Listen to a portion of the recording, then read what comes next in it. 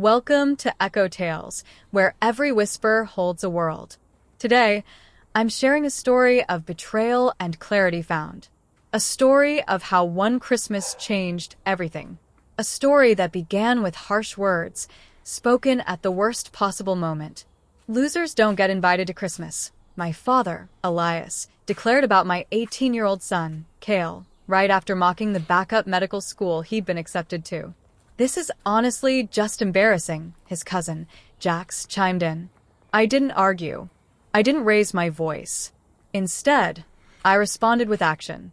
The next day, my parents, Elias and Sylvia, were blowing up my phone in a full-blown panic. It all started with the wine. Not drinking it, at least not yet. I mean, the bottle my son proudly held up as he walked into the kitchen.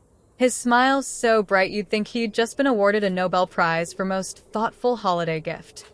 "Got the last one at the third store," he said, cheeks pink from the cold. "It's Grandpa's second favorite.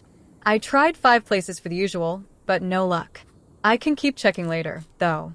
He was proud, genuinely proud of that mid-range bottle of red. It probably cost him more in gas than it did at the register. But of course, this wasn't really about wine. It was about everything the wine represented. Inclusion, respect, being part of a tradition. He was still under the illusion that he belonged, that he was welcomed. I had just ended a phone call. My hands were still flat on the counter, studying me. I hadn't moved. Not really. I just stood there while his voice floated over to me.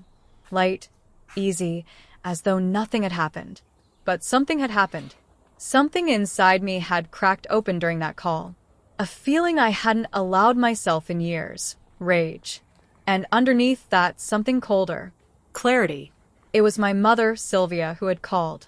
She always starts with this off-putting sugary politeness when she's about to say something awful, like a flight attendant smiling calmly before announcing a crash landing. "We've invited so many guests this year," she said breezily. "It's going to be very tight. We were wondering if maybe your son could just sit this one out." "Just this year," she added quickly. "You're still welcome, of course. It's not personal." But in that moment, I knew it absolutely was personal. And then, like some twisted Greek chorus of entitlement, I heard the rest of them.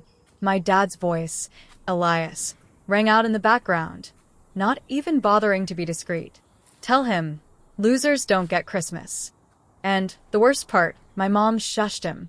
"Sure, you can't say it like that," she whispered, which meant she knew it was cruel. But he didn't stop. He doubled down. That backup med school. Just embarrassing. Then my nephew, Jax, that same cousin who spent his teen years acting like humility was toxic, piled on. "What's it called again?" he asked, laughing through his nose. "Oh, right. Mediocre state. Do they even have cadavers or just plastic skeletons?" I wish I could say I ended the call with grace, but I didn't. I just hit the red button and stood there like I'd been unplugged. It wasn't just the cruelty of their words. It was the ease with which they said them. Like it was a running joke they'd been telling behind our backs for who knows how long. And the most heartbreaking part, Cale hadn't heard a thing. He was still in the living room carefully wrapping a small box in cheap paper. A gift he'd picked out just for my mom. I think it was her favorite tea, the kind he'd ordered online 2 weeks ago just to make sure it arrived on time. His face lit up as he told me about it. "They were almost out of this, too," he said. "Funny how stuff disappears around Christmas, huh?" I nodded. Maybe I blinked. I honestly don't remember, because what do you say to a kid who still believes that effort earns you love? I didn't say anything. Not then. That evening, I did what most emotionally destabilized mothers do when they've just realized their parents are quietly horrible. I doom-scrolled, and that's when I saw it. A meme posted by my nephew, Jax.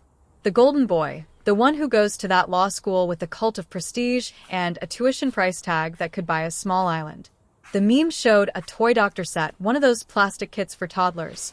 Caption read, "Graduates from Crestwell Med like I diagnose you with vibes." I wish I were making that up. There were comments, too, from his friends, other polished, overgrown prep school clones. Not a real school. Pretty sure you can apply there, with a library card and a dream. I think my dentist went there. That explains a lot. Fake school, Fake degrees, fake doctors. And then I saw it. My dad, Elias, had liked the post. Not just seen it, not just scrolled past. He liked it. Thumb up. Endorsed. I felt something slide out of place inside my chest. Not break, just shift. Cale still didn't know. He was in his room, probably writing a Christmas card in that neat handwriting he inherited from no one in this family. Probably saying something like, "Thank you for always believing in me." And I had no idea how I was going to tell him that they didn't even want him at the table, that they were laughing behind his back while he planned out his gift bags, that he had been disinvited, not because of some room shortage, not because of a head count, but because he hadn't picked a school with a name that stroked their egos. They called him a loser, and somehow still expected me to show up, smile, pass the stuffing. I could feel the storm building behind my ribs. And no, I didn't shout. But I did take action the next day. They were the ones calling me in a panic. I used to think student debt was the dumbest decision I'd ever made.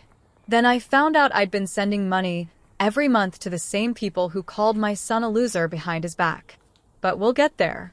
To understand what happened last Christmas, you first need to understand what kind of family I come from. We didn't just believe in education. We believed in prestige.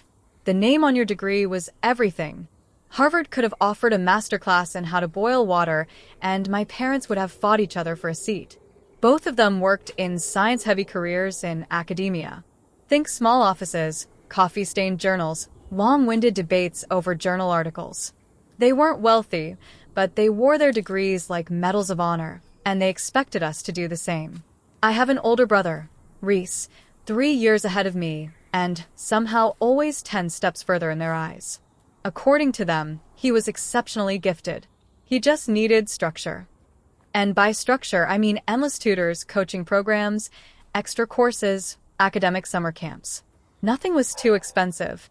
Nothing was too much. By the time I was 5, I was being coached for a competitive primary school entrance exam. There were flashcards on the fridge, pop quizzes at dinner. At one point, I had a laminated test schedule pinned to my bedroom door. I'm not kidding. The pressure wasn't called pressure, it was called support. When my brother, Reese, got into a prestigious law program, it was treated like a family coronation. My parents printed the acceptance email, framed it, celebrated with a dinner that probably cost more than my first apartment security deposit. They paid his tuition, housing, books, snacks, everything. He was the investment.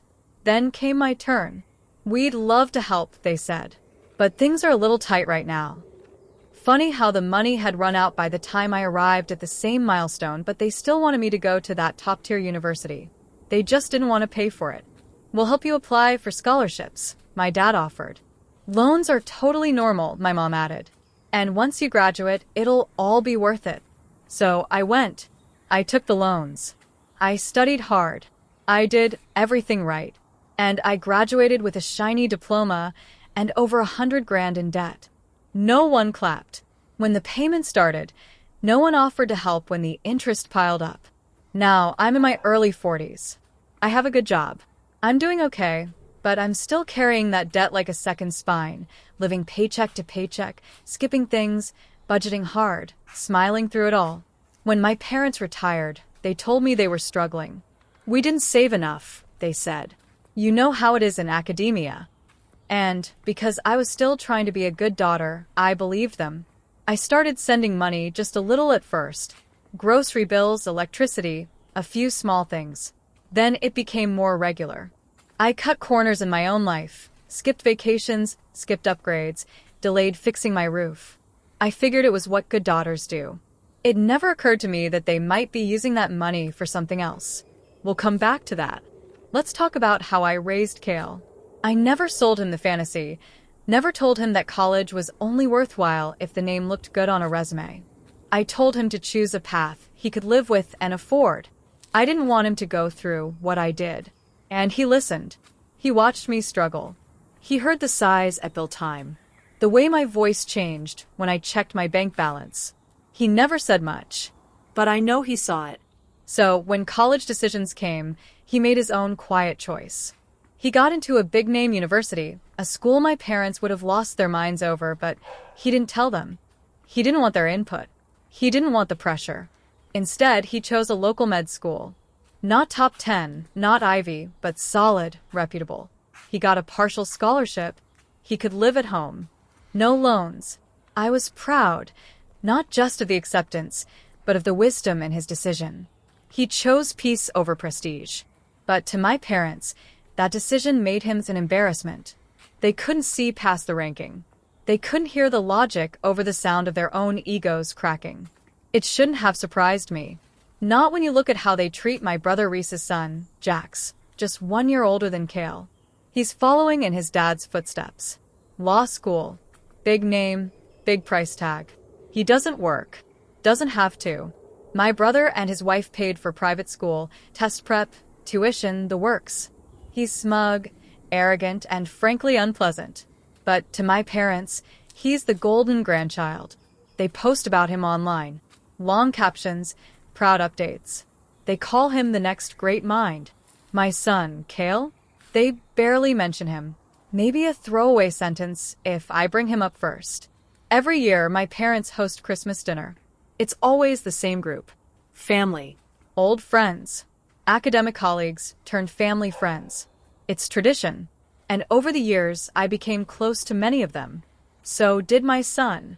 These weren't just my parents' guests. They were our people. He grew up sitting at that table, calling them aunt and uncle, even when they weren't blood. They came to his concerts, sent birthday cards. Just about school, he felt known. He felt loved. So when my mom called and said there wasn't room for him this year, it didn't feel like logistics. It felt like rejection. And when I heard my dad in the background call him a loser, it felt like betrayal. I used to think the worst mistake I ever made was going into debt for a diploma. But maybe it was believing after all these years that my parents could change. I didn't sleep much that night. Not because I was sad. Not even because I was angry. I'd passed those exits hours earlier. What I felt now was something colder, sharper, like glass shifting underfoot. I'd spent years walking that tightrope between compliance and dignity. But this had pushed me off. My son, meanwhile, was in the living room studying for his first winter break in med school, and he was reviewing anatomy like it was a Netflix show. I stood in the doorway, and all I could think was, how the hell do I tell him? How do you tell your kid that his own family thinks he's beneath them? That he's not welcome, not because he did anything wrong, but because he didn't perform well enough for them? I sat down across from him. I need to talk to you, I said, about Christmas. He blinked, pen still poised in his hand. I told him everything. The phone call, the voices in the background, the laughter, the words, the meme-like cruelty. He didn't interrupt, just sat there listening. And when I finished, he didn't cry, didn't raise his voice. He simply shut his textbook, stood up, and walked to his room. The door clicked closed behind him, sharp, final, like a period at the end of a sentence. That was it. No, it's okay. No, I don't care. Just silence. And somehow that stung more than any shouting match ever could. I stayed there for a while, letting it ache. Then I reached for my laptop. A few weeks ago, my mom had sent out a group email. She'd CC'd the usual crowd. Subject line: Christmas dinner. Please confirm allergies. One guest was vegan. Another had a hazelnut allergy. Someone else was gluten-free. I scanned the list again. 18 names. I recognized each one. Half of them were people I'd always called aunt and uncle, even though we weren't blood. The others were longtime friends of the family. They'd known me since my teens. They liked my son. They sent him books when he was small. $10 Starbucks gift cards for his birthdays. They weren't my parents' people. They were ours. So I picked up the phone. No speeches, no campaigning, just call after call. Hey, just letting you know we won't be coming this year. They uninvited my son. They said there wasn't room, but there are already 18 confirmed guests. You do the math. Some reacted with shock. Others went quiet. One person even swore. And then came that same pause every single time. That beat of breath when someone realizes they're about to be forced to choose. And most of them did. They chose us. By Christmas Eve, 13 of the 18 had reached out. Subtle RSVPs. We'll be there. We don't agree with this. Your son is family. Some offered apologies, some didn't. I wasn't looking for groveling, only honesty. Even my brother's wife texted me separately. I didn't know they said that. I'm so sorry. I'll come to your place instead. Just don't tell Reese yet. Reese, my brother, wasn't invited. Neither was his son, Jax. I told myself this wasn't about revenge. It was about fairness. Christmas morning, I woke up early, not from joy or excitement, but because, as it turns out, vengeance takes a surprising amount of preparation. I roasted, I basted, I folded napkins with a level of spite origami never intended. My son stayed mostly quiet throughout the day. He offered to help, but I waved him off. I think he understood. I needed this more than he did. By 5 p.m., the house was buzzing. The table strained under the weight of food. The lights glowed warmly. The tree sparkled as if it knew the whole story. People showed up bearing wine, gifts, and hugs that lingered just a little longer than usual. They told Cale they were proud of him. That med school, any med school, was something to celebrate. They reminded him of his third-grade science fair volcano, the one with the exploding lava and the oversized safety goggles. They made him laugh. They made him feel seen. And then my phone rang. I glanced at the caller ID. Of course. I stepped out onto the porch to answer. Cold air, stillness, my hands still slick from carving the turkey. What did you do? She barked. No greeting, no pleasantries, just pure rage. What the hell did you say to them? To who? I asked, calm and steady. Everyone, she hissed. We made dinner for 18 people. 2 showed up, and one of them was your brother. Sounds like a peaceful evening, I said. Plenty of leftovers. This isn't funny, Alara. No, it's not. Did you tell them we uninvited him? You did uninvite him. That's not how we meant it. You said there wasn't space. There wasn't, she snapped. Not for a loser, right? I cut in. Not for someone who picked a school that wouldn't make your friends jealous. I said it dramatically, not angrily. Just finally. Back inside. The room was loud and warm. Someone had pulled out a board game. Someone else was refilling wine. My son was on the couch laughing with the woman who used to babysit him. He looked okay. He looked all right. And for the first time in a long time, so did I. I didn't raise my voice. I didn't throw a tantrum. But I made damn sure they heard me anyway. By the time the last guest left and I finished scrubbing gravy off the stovetop, the house was quiet again, but it wasn't the same kind of quiet as before. Something had shifted permanently. My son was upstairs. I could hear him pacing. Maybe on the phone, maybe not. He hadn't said much all night. He'd smiled, eaten and thanked everyone, but underneath it, I could see the wound, not bleeding anymore, but still open. I stood at the sink, hands damp, and stared at the window. Then I reached for my phone, opened my banking app, and clicked into the recurring transfer I'd been sending to my parents every month. You know what's funny? I didn't even blink. I just hit cancel. No ceremony, no final message, just done. I used to think I was being a good daughter. They were retired. I wasn't rich, but I was stable. And they said their pensions didn't stretch far. So I helped quietly, steadily. It wasn't much, but enough to keep their bills covered. But now, if they could afford to humiliate my son, they didn't need my help. Not financially, not emotionally, not at all. And I meant it. 3 days later, I got the notification. My mom had posted something in the wider family group chat. Not the private one for birthdays and photos, but the big one. The look how functional we are chat with extended family, second cousins, and people who think every forwarded prayer counts as intimacy. The post was short, a cropped picture of her mostly empty dinner table. And this caption, "Some people don't understand what it means to ruin Christmas. I hope they're proud of themselves." No names, just venom. I stared at it for a while, then set my phone down, made myself tea, and came back. 10 minutes later, there were already replies, a few question marks. "Oh, what happened?" From a cousin in Florida. One of my dad's sisters chimed in with a passive-aggressive, "That's such a shame." I didn't argue. I just posted 3 things. First, a screenshot of the meme her golden grandson had shared, the one mocking my son's med school. Caption read, graduates from Crestwell, Med, like, I diagnose you with vibes. And right underneath it, like for my father. Second, a line I typed myself. No screenshot, just memory. What my dad said in the background during the call, losers aren't welcome for Christmas. And third, one final sentence, just so we're clear. My son was never welcome. That was their choice. Then I put my phone down. I didn't watch the chaos unfold. I didn't need to. But later that night, my inbox was full. Not apologies, just quiet support. A few simple messages. Thank you for saying something.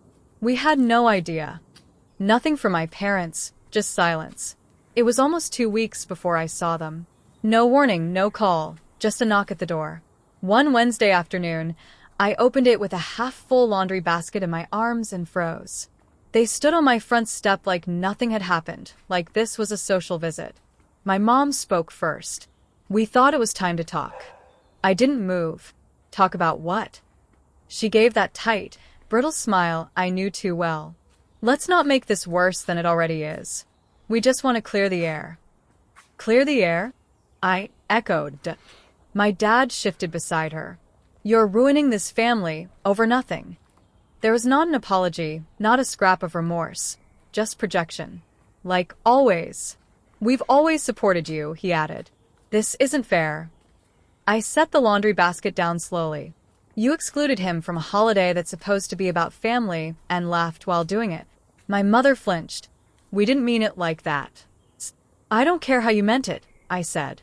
You meant it enough to say it, and you let everyone else laugh about it, too. We didn't think it would be taken so seriously, she offered. Then maybe you shouldn't have said it at all.